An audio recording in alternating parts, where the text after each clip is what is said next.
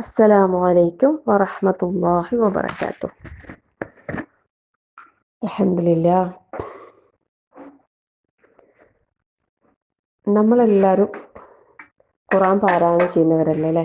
ഒരു ദിവസം ഒരല്പമെങ്കിലും ഖുർആൻ പാരായണം ചെയ്യാത്തവരായിട്ട് ആരും ഉണ്ടാവില്ല അല്ലേ? നമസ്കാരത്തിലോ അല്ലാതെയോ ആയിട്ട് നമ്മൾ ഖുർആൻ പാരായണം ചെയ്യുന്നുണ്ട്. ഈ ഖുർആൻ പാരായണത്തിന് ഒരുപാട് പ്രതിഫലം ഉണ്ട് അല്ലേ?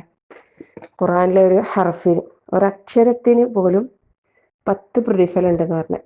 അത് നമ്മളെ മനസ്സിൻ്റെ നിയത്തും പ്രതിഫലത്തിൻ്റെ ആഗ്രഹം അനുസരിച്ച് അത് എത്രയോ ഇരട്ടിയായിട്ട് വർദ്ധിപ്പിച്ചു തരും എന്ന് പറയുന്നുണ്ട്. 10 മുതൽ 700 ഇരട്ടി വരെ അധികരിപ്പിച്ചു തരും എന്ന് പറയുന്നുണ്ട്.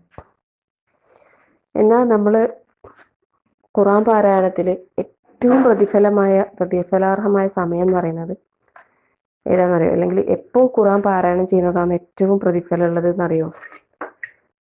നമ്മൾ നമസ്കാരത്തിൽ ഖുർആൻ പാരായണം ചെയ്യുന്നതിന് ഭയങ്കര ശ്രേഷ്ഠത ഉണ്ട്. ഒരു ഹദീസിൽ പറയുന്നുണ്ട്, ഒരാൾ നമസ്കാരത്തിൽ 3 ആയത്ത് പാരായണം ചെയ്താൽ അവന് തടിച്ചു കൊഴുത്ത പൂർണ്ണ ഗർഭിണികളായ 3 ഒട്ടകങ്ങളെ സ്വന്തമായി ലഭിക്കുന്ന അത്രയും പ്രതിഫലം ഉണ്ട്. വെറും 3 ആയത്തിന്റെ പ്രതിഫല പറയുന്നത്. സുബ്ഹാനല്ലാഹ്. ചിന്തിച്ചു നോക്കട്ടെ, ഖുർആനിലെ ഏറ്റവും ചെറിയ അധ്യായം അതേതാണ്? സൂറത്തുൽ കൗസർ അല്ലേ? 3 ആയത്തുകളല്ലേ അതിലുള്ളത്. ആ 3 ആയത്തുകൾക്ക് അല്ലാഹു തആല നിശ്ചയിച്ച പ്രതിഫലം നോക്കിയട്ടെ. തടിച്ചു കൊഴുത്ത പൂർണ്ണ ഗർഭിണികളായ ഒട്ടകം. അറബികൾക്ക് ഭയങ്കര ഒരു ഇതുള്ള കാര്യമാണ് ഈ ഒട്ടകം എന്ന് പറയുന്നത്. അതുകൊണ്ടാണ് ഒട്ടകത്തെ പലപ്പോഴും ഉപമയിൽ വരുന്നത്. അത് ഉണ്ടാകാന്ന് പറയുന്നത് വലിയൊരു സൗഭാഗ്യത്തിൻ്റെ ഇതാണ്. അപ്പം നമ്മളതിൻ്റെ വാല്യൂ നമ്മൾ മനസ്സിലാക്കുക. കേവലം നിസ്സാരം എന്ന് പറയാൻ പാടില്ല, പക്ഷെ അത്രയും സിമ്പിളായിട്ട് നമുക്ക് പാരായണം ചെയ്യാൻ കഴിയുന്ന 3 ആയത്തുകൾക്കുള്ള പ്രതിഫലം ഇത്രയും വലുതാണെങ്കിൽ നമുക്ക് എത്ര പ്രതിഫലം വാങ്ങാം അല്ലേ ഓരോ ദിവസവും നമസ്കാരത്തിൽ. അതുപോലെ നമ്മൾ സ്ഥിരമായിട്ട് പാരായണം ചെയ്യുന്ന സൂറത്തുൽ ഇഖ്ലാസ് അല്ലേ? ഖുർആനിൻ്റെ 1/3 ഭാഗം, ഖുർആനിൻ്റെ 1/3 പാരായണം ചെയ്തതിന് തുല്യമായ പ്രതിഫലമുള്ള സൂറത്താണ് സൂറത്തുൽ ഇഖ്ലാസ്. ഖുൽ ഹുവല്ലാഹു അഹദ് എന്ന് തുടങ്ങുന്നത്. ഇതൊക്കെ നമ്മൾ പാരായണം ചെയ്യുമ്പോൾ നമുക്ക് എത്രയോ പ്രതിഫലം ലഭിക്കും. മനസ്സിൽ ആ ഒരു നിയത്തുണ്ടാകണം, മനസ്സിൽ ആ ഒരു ആഗ്രഹം ഉണ്ടാകണം.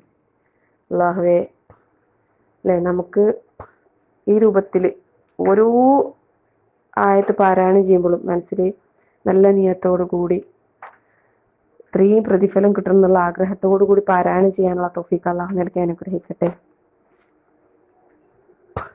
ഒരു ഹദീസിൽ പറയുന്നുണ്ട് സഹാബാക്കളോട്, നിങ്ങൾ രാത്രി ഉറങ്ങുന്നതിന് മുമ്പ് ഖുർആൻ മുഴുവനും പാരായണം ചെയ്ത് ഉറങ്ങാൻ ആർക്കാ സാധിക്കുക?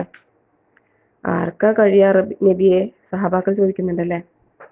അപ്പോൾ സൂറത്തുൽ ഇഖ്ലാസ് 3 തവണ പാരായണം ചെയ്താൽ, ഖുർആൻ മുഴുവനും പാരായണം ചെയ്ത അത്രയും പ്രതിഫലമായില്ലേ അല്ലേ? പ്രതിഫലമാണേ, ഖുർആൻ പാരായണം ചെയ്തതുപോലെ ആവില്ല, പക്ഷെ അത്രയും പാരായണം ചെയ്ത പ്രതിഫലം. അപ്പം അതിൻ്റെ അർത്ഥവും ആശയവും മനസ്സിലാക്കി അത് ഉൾക്കൊണ്ടുകൊണ്ട് ആ ഒരു രീതിയിൽ നമുക്ക് പാരായണം ചെയ്യാൻ വേണ്ടിയിട്ട് പരിശ്രമിക്കുക. അല്ലാഹു സുബ്ഹാനഹു വ തആല ഓരോ ചെറിയ കാര്യങ്ങളും അതിൻ്റെ വലിയ പ്രതിഫലങ്ങൾ നമുക്ക് നിശ്ചയിച്ചു തന്നിട്ടുണ്ട്. അത് നേടിയെടുക്കാനുള്ള തൗഫീഖ് അല്ലാഹു നൽകി അനുഗ്രഹിക്കട്ടെ. ആമീൻ.